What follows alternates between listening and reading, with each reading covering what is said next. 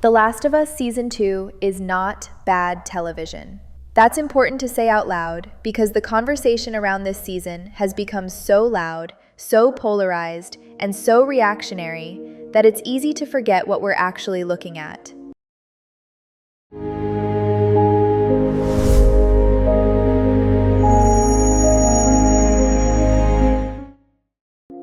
In many ways, this season is impressive. The performances are strong and consistently grounded. The production values are high, even by premium television standards. The world feels lived in, detailed, and carefully constructed. And yet, despite all of that, something feels wrong. Not in a way that's explosive, not in a way that immediately announces itself, but in a quieter, more uncomfortable way that lingers after the episode ends. It doesn't feel broken, it feels empty. And that emptiness is important because it's not coming from a lack of effort or a lack of talent or a lack of ambition. It's coming from something much harder to diagnose. So before we go any further, let's establish a ground rule. This is not a hate video. This season is clearly made by people who care deeply about the story they're telling, people who understand the weight of the world they're working in, and people who are trying, very deliberately, to say something meaningful. But ambition alone doesn't create connection. Stories don't succeed because they aim higher. They succeed because they understand how audiences feel, and more importantly, when audiences are ready to feel it. And timing, more than theme, more than message, more than intention, is where Season 2 begins to lose control.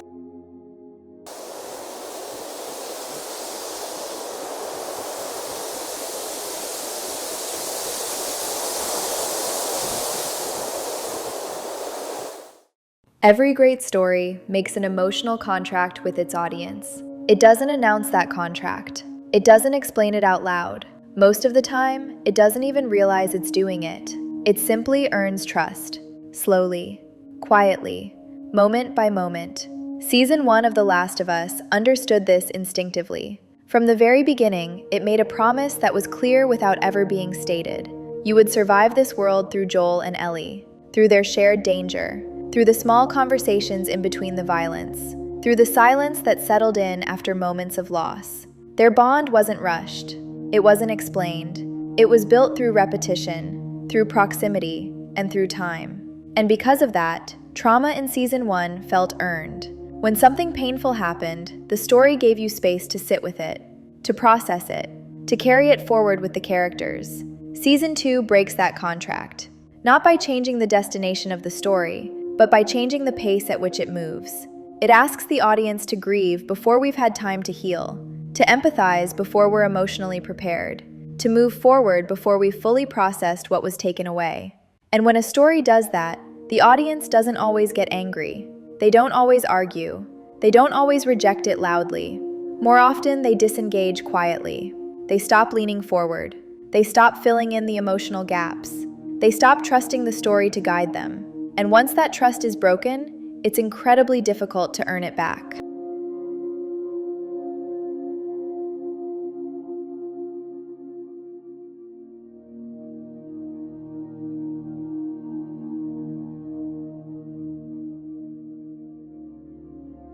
Let's get one thing absolutely clear, because this point is often misunderstood. Abby is not the problem. Her pain is real. Her anger makes sense. Her motivation is grounded in the logic of the world she lives in. On paper, her story works. The issue isn't who Abby is. The issue is when the audience is asked to understand her. Empathy is not something a story can demand on command. It has to be built, layer by layer, through exposure, through context, and through time. Season 2 introduces Abby not as a question to explore, but as a statement to accept. The show asks the audience to understand her perspective before giving them the emotional space to do so. That's not a failure of writing or acting. It's a failure of sequencing. In the game, empathy is constructed gradually because the player is forced to live inside uncomfortable moments, to act, to hesitate, to carry responsibility. In television, that process has to be translated differently. When that translation is rushed, empathy feels imposed rather than earned. And emotional maturity, whether in people or in stories, cannot be rushed without consequences. When audiences resist Abby, they're not rejecting complexity. They're reacting to timing. And timing is the difference between understanding and rejection.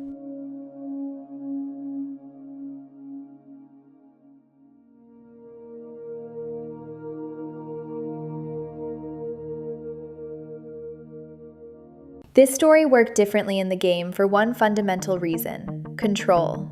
In a game, you don't just witness violence, you participate in it. You make choices, you hesitate, you commit actions that you can't take back. And because you're involved, you're forced to sit with the consequences. You don't move on because the story tells you to. You move on because the game makes you carry that weight forward. Television doesn't work that way.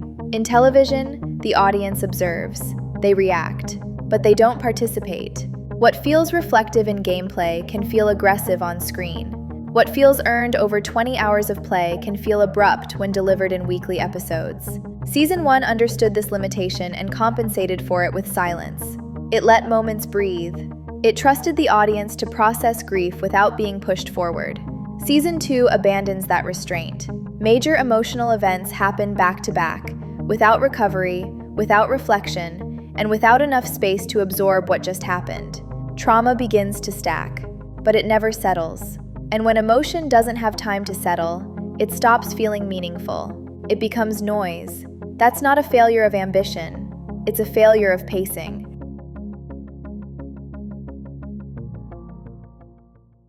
This is not a performance issue.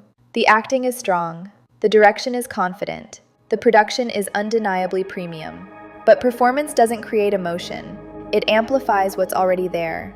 If the emotional foundation is unstable, even the best performances can't stop the collapse. The fix for Season 2 wasn't changing the story. It wasn't softening its message. And it wasn't simplifying its themes. The fix was patience, delaying Abby's perspective, letting mystery build, anchoring the audience longer in Ellie's grief, allowing silence to do the work that dialogue can't. Because audiences don't reject complexity, they reject being rushed through it. The Last of Us Season 2 didn't fail because of what it wanted to say. It failed because it forgot how humans process grief. Emotion needs time, and without time, even the best stories lose their soul. Playable memory.